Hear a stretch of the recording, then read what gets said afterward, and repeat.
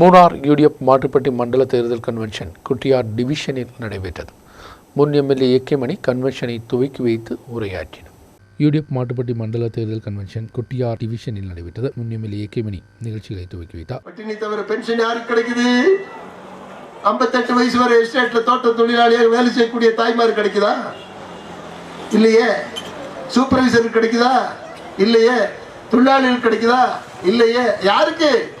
வேலை இல்லாம இருந்து ஓய்வு பெற்று வேலை செய்ய முடியாத நிலையில் இருக்கக்கூடிய, குடும்ப பாதுகாப்பு இல்லாத நிலையில் இருக்கக்கூடிய தாய்மார்களுக்கும் பெரியோர்களுக்கும் இந்த பென்ஷன் கொண்டு வந்தது யாரு? சட்டத்தை யாரு கொண்டு வந்தது? யூடிஎஃப் அரசு, உம்மச்சாண்டி. ஆனா இந்த நிலைமை என்ன? பென்ஷன் இல்லை.